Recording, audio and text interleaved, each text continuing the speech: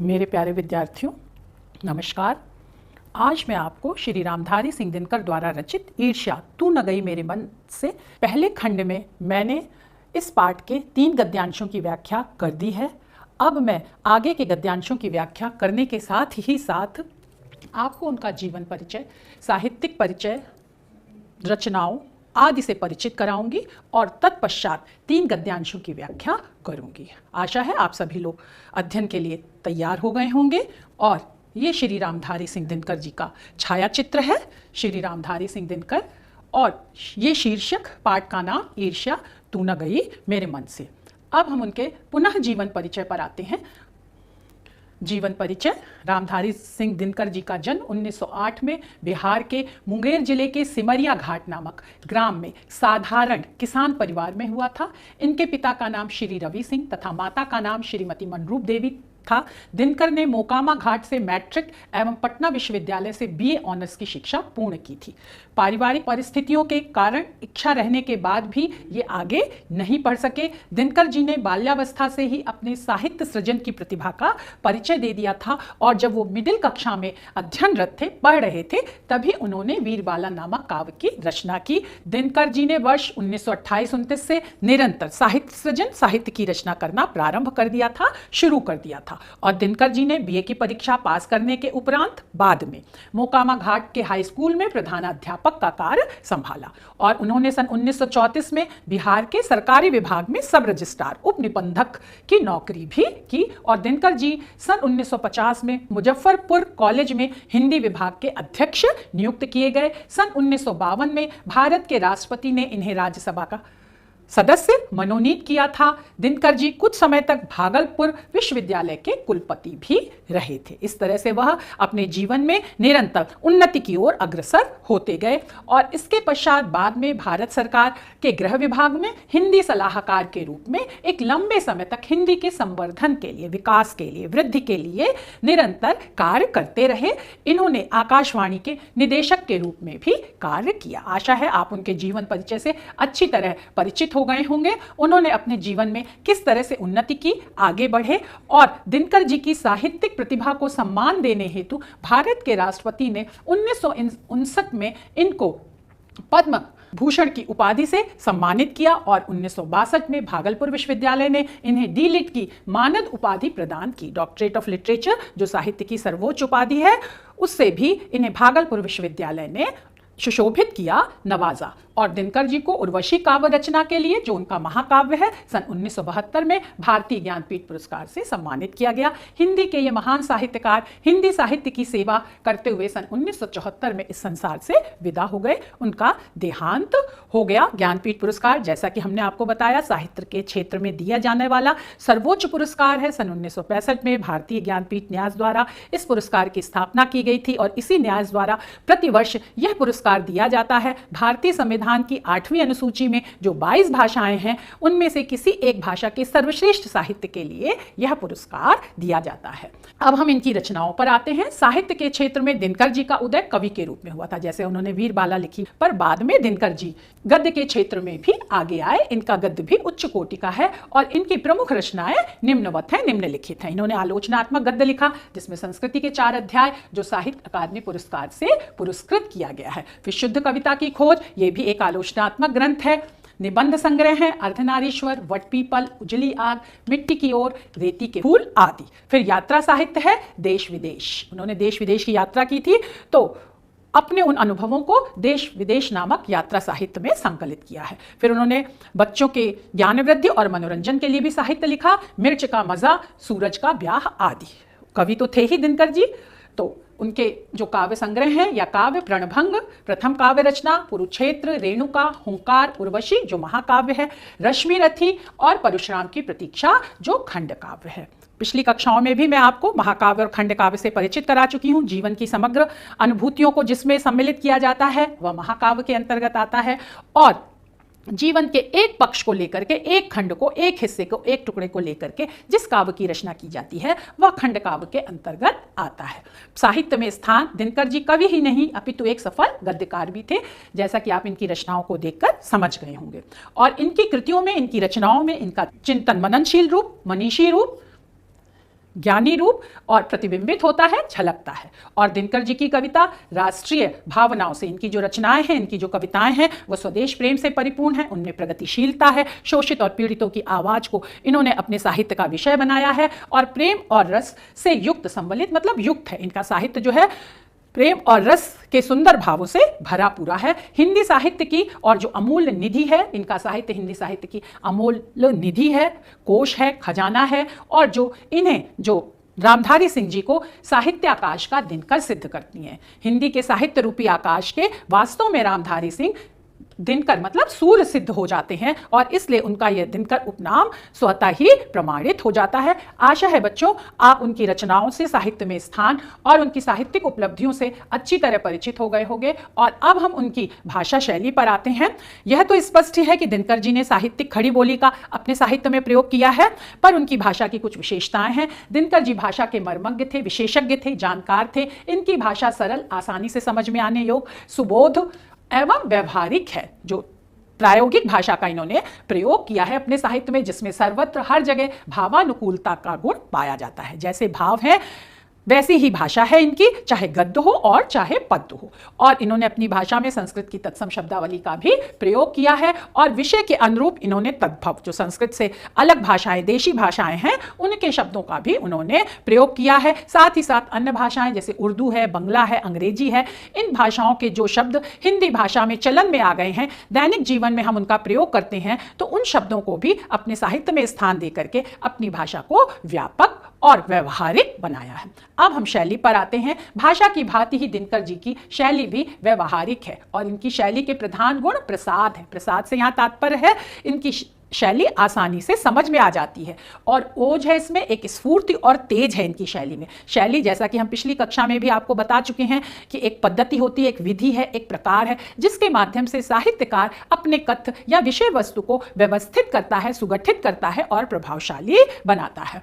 और इनकी गद्य रचनाओं में शैली के विवेचनात्मक रूप, जिस शैली में हम खोज और अनुसंधान के द्वारा अपने तथ्य को, अपने कथ्य को स्पष्ट करते हैं, वो विवेचनात्मक है, विश्लेषणात्मक है। जिसमें आंतरिक संरचना और अर्थ के आधार पर हम बाह्य संरचना का ढांचा खड़ा करते हैं, तो वह विश्लेषणात्मक शैली होती है। और व्यंग्यात्मक, जहां पर कटाक्ष होता है, गूढ़ अर्थ निहित होता है, हम अपने तथ्य को स्पष्ट रूप से नहीं कह पाते हैं, वहां पर हम व्यंग्यात्मक शैली का सहारा लेते हैं। समीक्षात्मक है, जहां हम अपने कथ्य के गुण दोष का विवेचन करते हैं, वहां हम समीक्षात्मक शैली अपनाते हैं। और सुक्तिपरक शैली, जहां सुंदर उक्तियों और कथनों के द्वारा हम अपनी बात को या साहित्यकार अपनी बात को स्पष्ट करता है, तो वहां पर सुक्तिपरक शैली का प्रयोग किया जाता है। अब आपके मन में स्वतः एक जिज्ञासा होगी कि साहित्य क्या है। वैसे तो पिछली कक्षाओं में मैं बहुत अच्छी तरह से आपको समझा चुकी हूं, लेकिन आज एक बार मैं पुनः साहित्य शब्द का अर्थ स्पष्ट कर दे रही हूं। साहित्य का अर्थ बहुत व्यापक है, लेकिन मैंने उसे एक दो पंक्तियों में समेटने की चेष्टा की है, जिससे आपके भाव और विचार स्पष्ट हो जाएं साहित्य के प्रति। सार्थक शब्दों और सरस सुंदर अर्थ से परिपूर्ण शब्द कैसे हो? सार्थक हो, अर्थपूर्ण हो, और जो उसका अर्थ उसमें जो निहित है वो रस से परिपूर्ण हो, सुंदर हो, मधुर हो और लोक मंगल के, जन जन के कल्याण के आदर्श से, भावना से परिपूरित हो, तो वह रचना साहित्य कहलाती है। और साहित्य को हमने दो भागों में विभाजित किया है, गद्य में और पद्य में।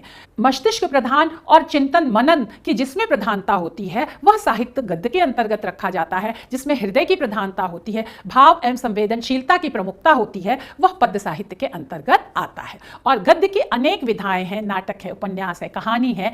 तो ईर्ष्या तू न गई मेरे मन से ये जो पाठ है, यह निबंध विधा के अंतर्गत आता है। तो निबंध किसे कहते हैं, यह भी मैं आपको एक पंक्ति में बता दे रही हूं कि निबंध गद्य की एक ऐसी विधा है, एक ऐसा प्रकार है, जिसमें किसी विषय का बौद्धिक, बुद्धिमत्तापूर्ण, मस्तिष्क प्रधान, विचारपूर्ण, चिंतन मनन से परिपूर्ण, तार्किक, कार्य कारण संबंध रूपी जब हम विवेचन करते हैं, तो वह रचना निबंध विधा के अंतर्गत आती है। अब हम अपने मूल पाठ पर आते हैं। हम गद्यांशों की व्याख्या करेंगे, जिसमें हम सबसे पहले भी आपको बता चुके हैं कि हम संदर्भ लिखते हैं, जिसमें हम रचना और रचनाकार का नाम लिखते हैं साधारण शब्दों में। जैसे मैंने लिखा है कि प्रस्तुत गद्यांश हमारी पाठ्य पुस्तक हिंदी के गद्य खंड में संकलित ईर्ष्या तू न गई मेरे मन से पाठ से लिया गया है और इसके लेखक रामधारी सिंह दिनकर जी हैं।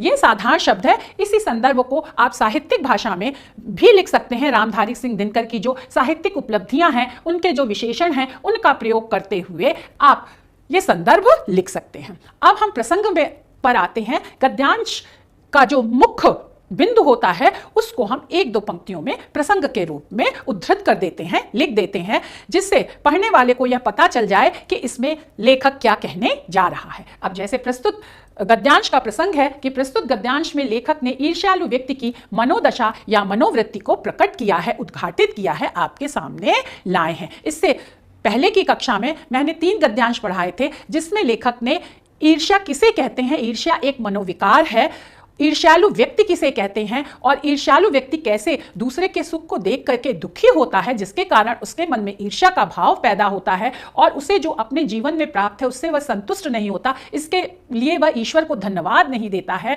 और तीसरा, लेखक ने तीसरे गद्यांश में यह बताया था कि मनुष्य के अपने जीवन में उन्नति सद्गुणों के विकास के कारण होती है, तो इन बातों का हमने विवेचन किया था। अब इस गद्यांश पर हम आते हैं। पहले हम इस गद्यांश को पढ़ेंगे, इसका वाचन करेंगे, तत्पश्चात इसकी व्याख्या करेंगे और व्याख्या के बाद जो चौथा चरण विशेष है उस पर हम आएंगे। गद्यांश, ईर्ष्या का काम जलाना है, मगर सबसे पहले वह उसी को जलाती है जिसके हृदय में उसका जन्म होता है। आप भी ऐसे बहुत से लोगों को जानते होंगे जो ईर्ष्या और द्वेष की साकार मूर्ति हैं और जो बराबर इस फिक्र में लगे रहते हैं कि कहाँ सुनने वाला मिले और अपने दिल का गुबार निकालने का मौका मिले। श्रोता मिलते ही उनका ग्रामोफोन बजने लगता है और वे बड़ी होशियारी के साथ एक एक कांड इस ढंग से सुनाते हैं मानो विश्व कल्याण को छोड़कर उनका और कोई ध्येय नहीं हो। अगर जरा उनके अपने इतिहास को देखिए और समझने की कोशिश कीजिए कि जब से उन्होंने इस सुकर्म का आरंभ किया है तब से वे अपने क्षेत्र में आगे बढ़े हैं या पीछे छूटे हैं। यह भी कि वे निंदा करने में समय व शक्ति का अपव्यय नहीं करें तो आज इनका स्थान कहाँ होता, प्रश्नवाचक चिन्ह है। लेखक ये बता रहा है कि अगर हम अपने समय और शक्ति का दुरुपयोग ना करें, सदुपयोग करें, दूसरे की निंदा ना करें, दूसरे से ईर्ष्या ना करें, तो हम अपने जीवन में कितनी प्रगति कर सकते हैं, कितना आगे बढ़ सकते हैं। इन्हीं भावों को लेकर के, इन्हीं विचारों को लेकर के लेखक ने यह गद्यांश लिखा है और लेखक कह रहा है कि ईर्ष्या का काम जलाना है। ईर्ष्या एक मनोविकार है जो व्यक्ति के अंदर दुर्भावों को पैदा करता है।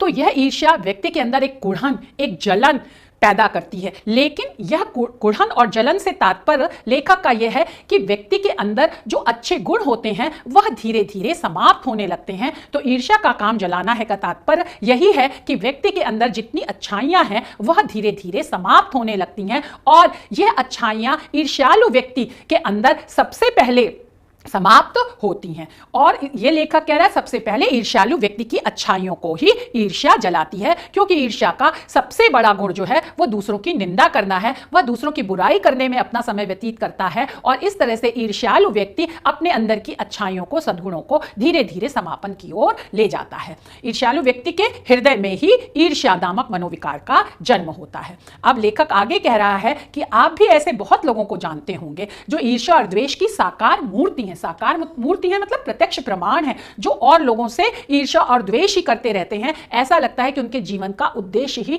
दूसरों से जलना और दूसरों की बुराई करना और दूसरों से बैर भाव अपने मन में पाले रखना है। इसके वो प्रत्यक्ष प्रमाण दिखाई देते हैं और इस फिक्र में लगे रहते हैं, मतलब चिंता में लगे रहते हैं कि कहां सुनने वाला मिले और अपने दिल का गुबार निकालने का मौका मिले। लेखक यहां पर यह कहना चाहता है कि ईर्ष्यालु व्यक्ति जिससे ईर्ष्या करता है उसकी बुराई जो उसके मन में भरी रहती है वह अपने समान स्तर के लोगों से जाकर के उस बुराई को कहना चाहता है और दिल का गुबार मतलब जो उसके मन में भड़ास है, जो सज्जन व्यक्ति के प्रति उसके मन में बुराई है, उस बुराई के भंडार को अपने मन की भड़ास के रूप में अपने समान, अपने स्वभाव वाले व्यक्तियों के सामने स्पष्ट रूप से कह देना चाहता है। और श्रोता मिलते ही ईर्ष्यालु व्यक्ति को, जैसे ही श्रोता मतलब सुनने वाला, जैसे ही कोई सुनने वाला मिलता है वैसे ही उसका ग्रामोफोन बजने लगता है। अब लेखक ने यहाँ व्यंग्य शैली का प्रयोग किया है कि ग्रामोफोन जो कि एक संगीत सुनने का यंत्र है जिसमें जैसा रिकॉर्ड भरते हैं उस रिकॉर्ड में जैसे गाने होते हैं तो वही गाने बार बार चलते हैं। तो ऐसे ही ईर्ष्यालु व्यक्ति के मन में जो दुर्भाव होता है, जो दूसरे की निंदा के विचार होते हैं, वह ही बार बार उनको प्रकट करता है और उनको कहता रहता है। इसके अलावा उसके पास ना कोई भाव होते हैं और ना कोई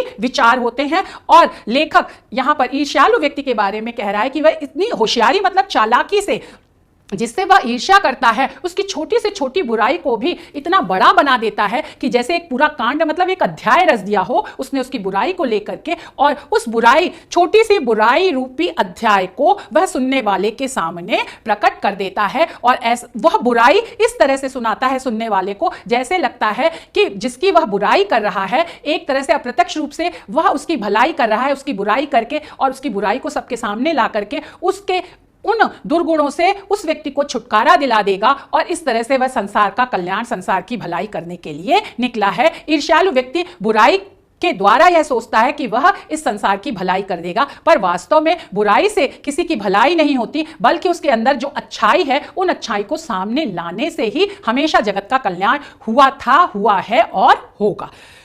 अब लेखक आगे कह रहा है, ईर्ष्यालु व्यक्ति के बारे में बता रहा है कि अगर ईर्ष्यालु व्यक्ति अपने इतिहास को देखे, अपने अतीत में झांके, तो वह समझ जाएगा कि जब से उसने इस सुकर्म का, सुकर्म मतलब यहां पर भी व्यंग्यात्मक शैली, सुकर्म रूपी ईर्ष्या, जब से उसने दूसरों से ईर्ष्या करना शुरू किया है और उनकी बुराई और निंदा की है और उनके अवगुणों को दूसरों के सामने लाने का बड़ी ही तन्मयता से प्रयास किया है, तब से ईर्ष्यालु व्यक्ति की उन्नति नहीं हुई है, वह अपने क्षेत्र में आगे बढ़े हैं। जो ईर्ष्यालु व्यक्ति के मन में और हृदय में जो अच्छाइयां हैं, जो प्रकृति प्रदत्त उसके अंदर सद्गुण हैं, उन सद्गुणों का विकास नहीं हुआ है, बल्कि ईर्ष्या रूपी मनोविकार के द्वारा उसने अपने जीवन की उन्नति को रोक दिया है और वह पतन की ओर जा रहा है। क्योंकि ईर्ष्या मूलतः एक मनोविकार है और ईर्ष्या के कारण हम दूसरे से जलते हैं, दूसरे की बुराई करते हैं, दूसरे पर ध्यान केंद्रित करते हैं, अपने सद्गुणों से धीरे धीरे वंचित हो जाते हैं और इस तरह से हमारा निरंतर पतन होता रहता है। लेखक प्रस्तुत गद्यांश में यह बात प्रकट कर रहा है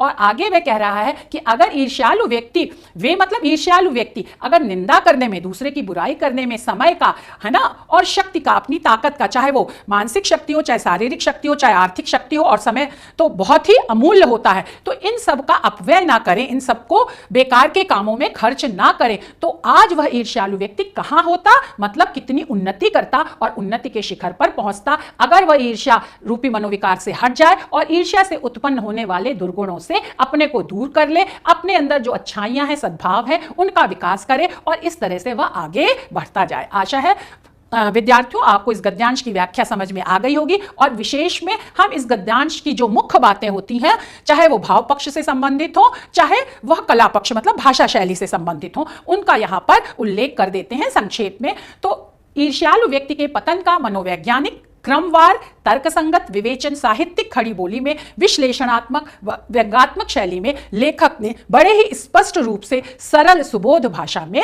किया है। आशा है यह गद्यांश आपको समझ में आ गया होगा। अब हम प्रश्न पर आते हैं। उपरोक्त गद्यांश का संदर्भ लिखिए, रेखांकित अंश की व्याख्या कीजिए और श्रोता शब्द का अर्थ लिखिए। इसी प्रारूप पर आपकी परीक्षा में प्रश्न पूछे जाते हैं, तो इन प्रश्नों का उत्तर आपको बहुत ही आसानी से इस गद्यांश में मिल जाएगा और आप इन प्रश्नों का उत्तर देने में समर्थ हो पाएंगे। अब हम दूसरे गद्यांश की व्याख्या पर आते हैं।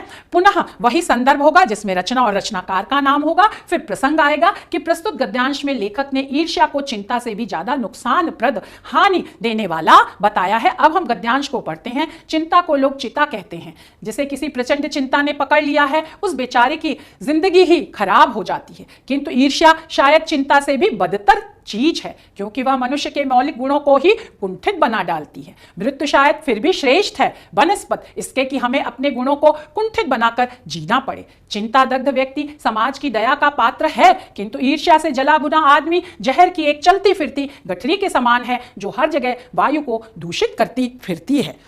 प्रस्तुत गद्यांश में लेखक ने चिंता और चिता की तुलना की है, लेकिन उसने चिंता को चिता से भी ज्यादा खराब बताया है कि चिंता को तो लोग चिता कहते हैं। चिंता जीवित व्यक्ति को जलाती है और चिता जो है वो मृत व्यक्ति को जलाती है। इसलिए लेखक यहां पर कह रहा है कि चिंता को लोग चिता के समान कहते हैं, क्योंकि वह जीवित व्यक्ति को जीवित रहते हुए निरंतर जलाती रहती है, घुन की तरह अंदर ही अंदर उसको खाती रहती है। जिसे किसी प्रचंड चिंता ने पकड़ लिया है, अब आगे लेखक कह रहा है कि जो व्यक्ति किसी प्रचंड चिंता से ग्रसित हो गया है, उस बेचारे की जिंदगी खराब हो जाती है, उसके जीवन में कोई रस नहीं रह जाता है, क्योंकि वह चिंता के विषय में ही दिन रात सोचता रहता है, उसी को गुनता रहता है और उसी में लगा रहता है कि इस चिंता का निवारण कैसे किया जाए। किंतु लेखक कह रहा है ईर्ष्या तो चिंता से भी बदतर मतलब खराब चीज है, क्योंकि वह मनुष्य के मौलिक गुणों को ही कुंठित मतलब अवरुद्ध कर देती है। अब लेखक यहां पर बताना चाह रहा है कि हमें ईर्ष्या जैसा मनोविकार अपने अंदर नहीं पालना चाहिए, क्योंकि चिंता का तो समाधान है। चिंतित व्यक्ति को तो समाज से सहारा मिल जाता है, लोग उसके चिंता के कारण को पूछते हैं और उसका निवारण कर देते हैं। लेकिन ईर्ष्यालु व्यक्ति के पास कोई भी व्यक्ति नहीं आना चाहता है, और ईर्ष्या एक अंदर का विकार है, तो यह सबके सामने प्रकट भी नहीं हो पाता है। और यह ईर्ष्यालु व्यक्ति के जो मौलिक हैं, जो स्वाभाविक गुण है, विशेषताएं हैं, सद्भावना है, योग्यता है, क्षमता है, मेधा है, उन सब को अवरुद्ध कर देती है, रोक देती है, क्योंकि वह ईर्ष्या जैसे मनोविकार के वश में होकर के अपने इन गुणों से दूर हटता जाता है, वह दूसरे बुराई में हमेशा निमग्न रहता है। लेखक यहां पर यह कहना चाहता है मृत्यु शायद फिर भी श्रेष्ठ है। अब लेखक यहां पर कह रहा है कि व्यक्ति का देहावसान हो जाता है, श्रेष्ठ है मतलब वो उत्तम है, वो अच्छी है, क्योंकि जब व्यक्ति का देहावसान हो गया तो उसके गुण और अवगुण का कोई प्रश्न ही नहीं रहा। लेकिन जब मनुष्य जीते जी अपने गुणों का विकास ना कर पाए, अपने सद्गुणों के अनुसार अपना जीवन व्यतीत ना कर पाए, बल्कि वो हमेशा दूसरों से अपनी तुलना करके अपने को दुखी करता रहे, तो ऐसा जीवन जीते जी मरने के समान है, और ऐसे जीवन से तो वास्तविक मृत्यु अच्छी है।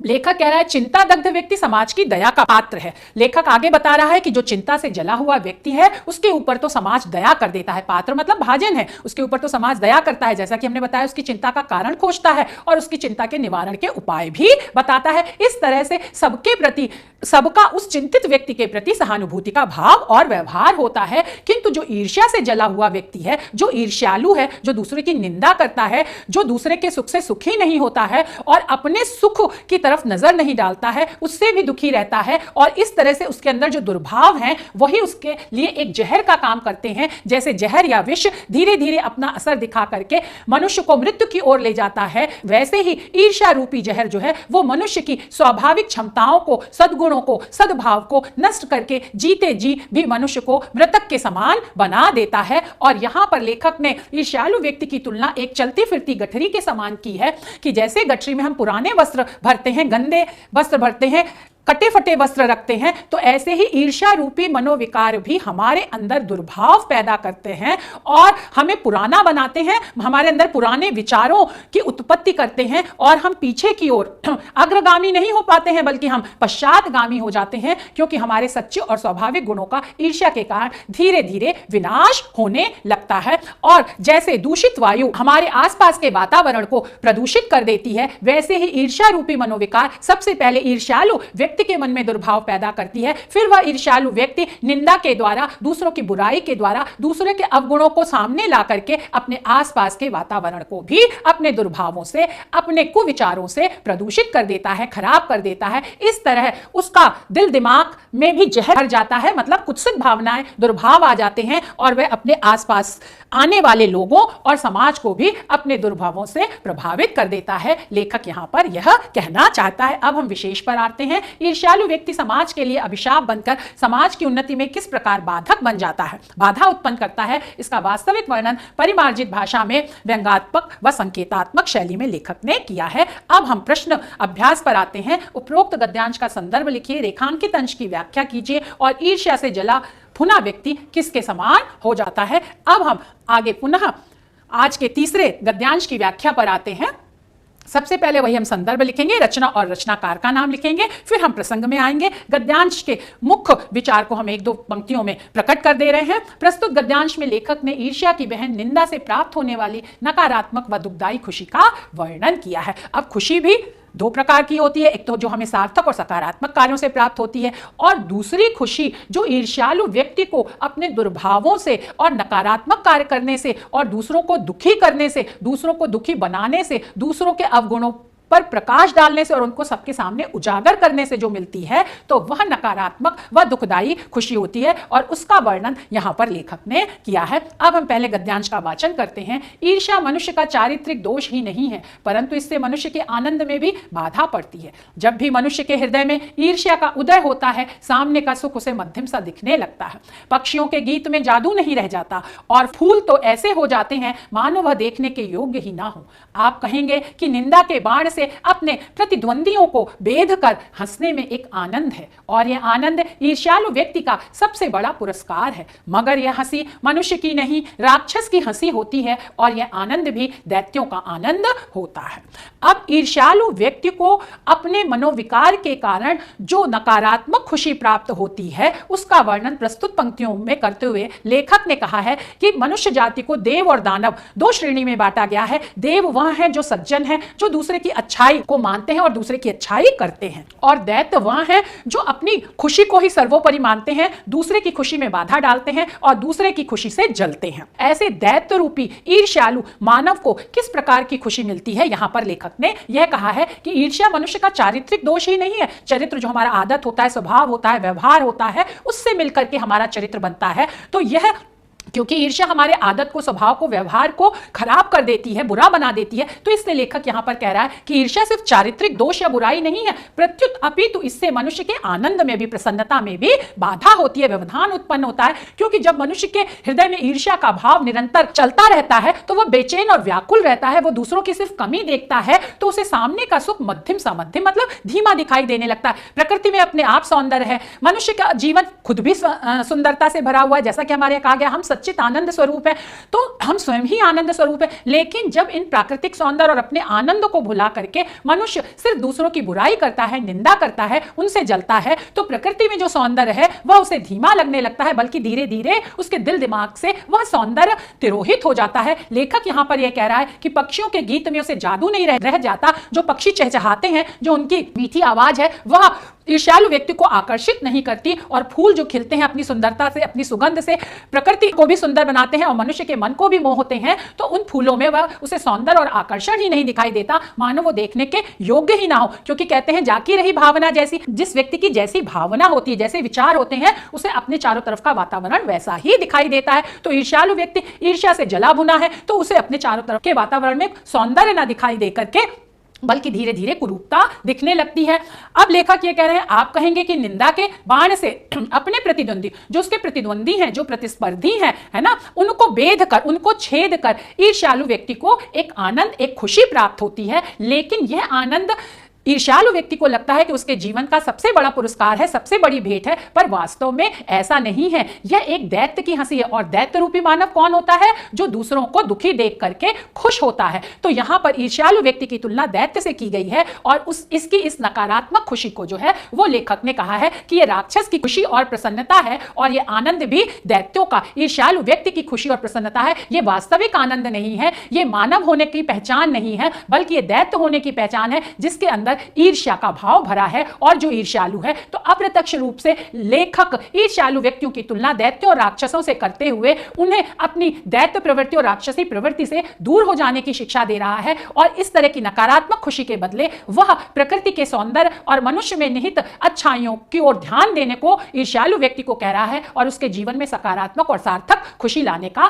प्रयास भी कर रहा है। अब हम विशेष पर आते हैं बच्चों। सात्विक और तामसिक खुशी और आनंद के बीच का अंतर मनुष्यों के गुणों व अवगुणों के आधार पर लेखक ने काव्यात्मक भाषा में, जैसे पक्षियों के गीत है, ये काव्यात्मक भाषा है, गद्य में भी, और सहज है, स्वाभाविक है, तरीके से विवेचनात्मक व व्यंग्यात्मक शैली में किया है। क्योंकि राक्षसों की हंसी, राक्षसों का आनंद, तो ये एक तरह की व्यंग्य शैली है। अब हम प्रश्न पर आते हैं। उपरोक्त गद्यांश का संदर्भ लिखिए, रेखांकित अंश की व्याख्या कीजिए, और ईर्ष्यालु व्यक्ति का सबसे बड़ा पुरस्कार क्या और किस प्रकार का होता है।